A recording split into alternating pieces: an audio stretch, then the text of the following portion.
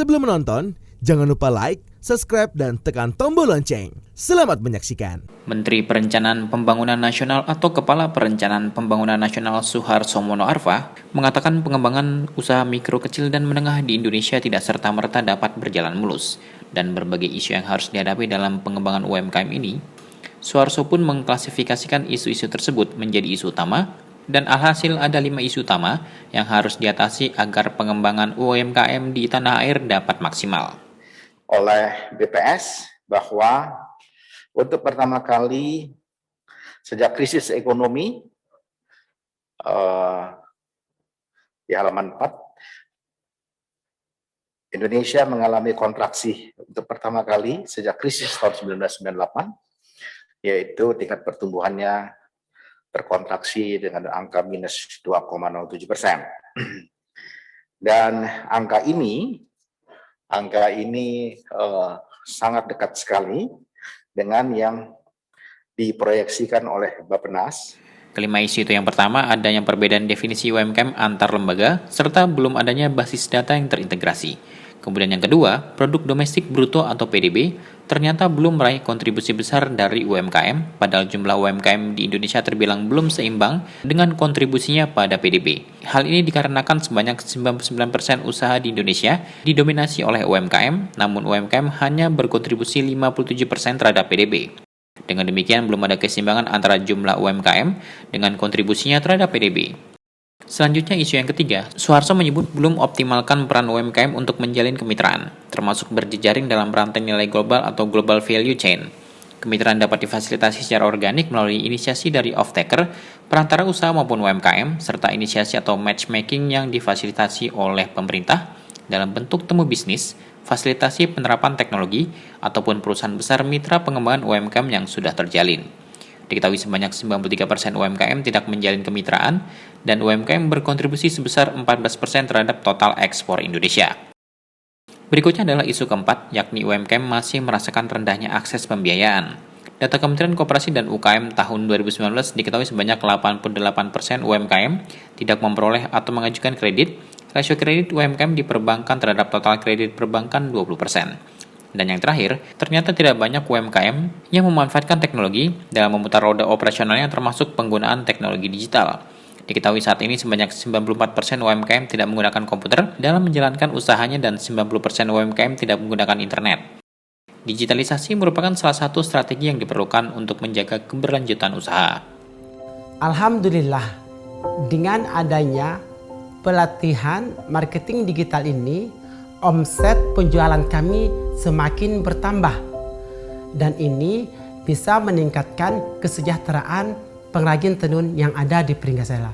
Untuk mengatasi 5 isu tersebut, Menteri Suharso memberikan 3 rekomendasi, yakni penguatan kelembagaan, penguatan peran Kementerian Koperasi dan UKM sebagai pemimpin atau koordinator pelaksanaan program pengembangan UMKM di berbagai kementerian atau lembaga, BUMN dan swasta, insentif bagi perusahaan yang bermitra, misalnya melalui keringanan pajak, penguatan konsultan, dan lembaga pendampingan UMKM, misalnya Pusat Layanan Usaha Terpadu KUMKM. Dengan memperkuat kelembagaan Kementerian Koperasi dan UKM, maka strategi dari pengembangan UMKM di Indonesia akan menunjukkan hasil yang lebih baik.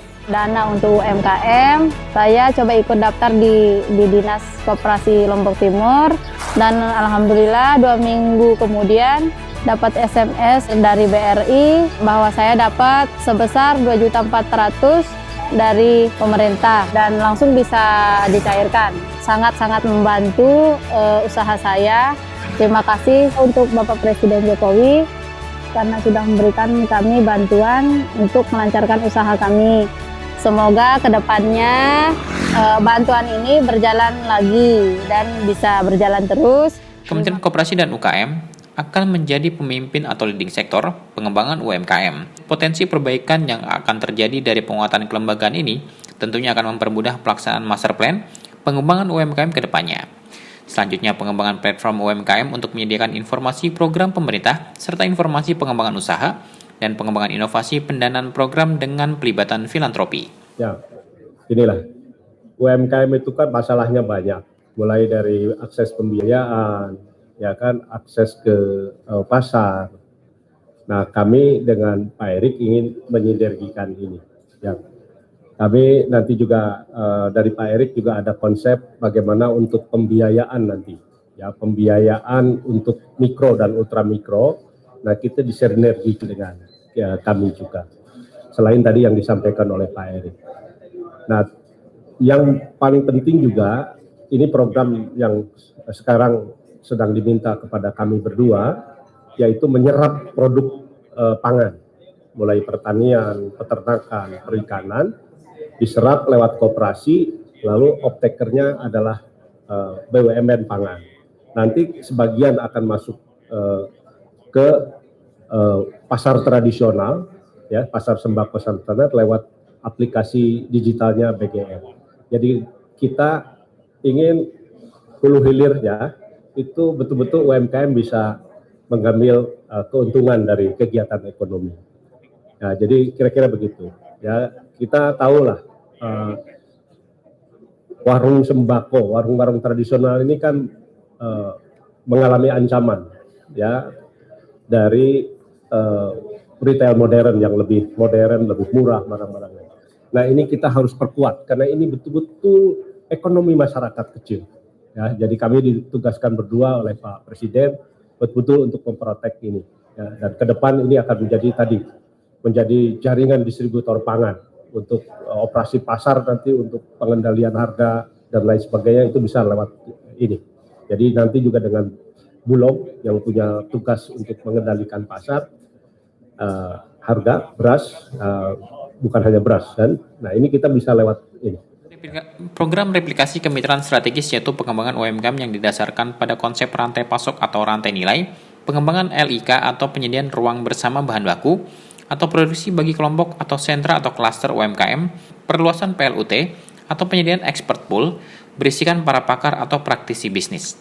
Misalnya para mantan CEO perusahaan, dosen, ahli koperasi, ahli hukum, untuk menjadi pelatih dan mentor bagi UMKM, perluasan akses pasar UMKM, pengembangan inovasi pembiayaan bagi UMKM, dan pengembangan UMKM berbasis tematik kewilayahan sesuai potensi wilayah. Ya usaha saya sekarang di Hamadi, Kabupaten Jayapura. Saya usahanya kerajinan tangan, buat ikat kepala sama ikat tangannya. Sudah selama 4 tahun saya bekerja di Hamadi sini. Kerajinannya bikin di sini. Saya sudah jual dikirim lewat Facebook atau email. Selama COVID pandemi ya sangat berkurang dari pembeli.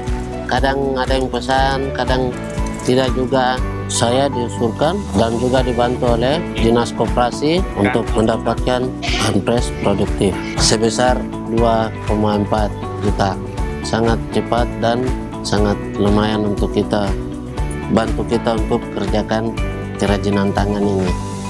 Uang 2,4 saya terima beli bahan seperti kulit kayu, manik-manik, sama bulu burung kasuari. Kami minta terima kasih banyak atas bantuannya. Kita orang siap membangun dan melestarikan apa yang kita orang punya saat ini.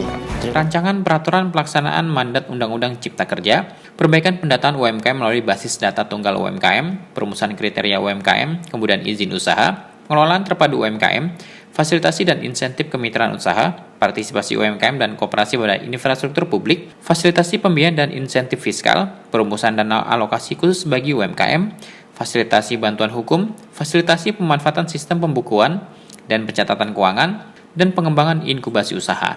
Para pelaku usaha akan mendapatkan manfaat yang mencakup kemudahan dan kepastian dalam mendapatkan izin usaha, pemberian hak dan perlindungan pekerja atau buruh, yang dapat dilakukan dengan baik akan meningkatkan daya saing dan produktivitas. Pelaku usaha juga akan mendapatkan insentif fiskal maupun kemudahan dan kepastian pelayanan dalam rangka investasi, adanya ruang kegiatan usaha yang lebih luas, dan mendapatkan jaminan perlindungan hukum yang cukup kuat. Tim Eljon Media laporkan.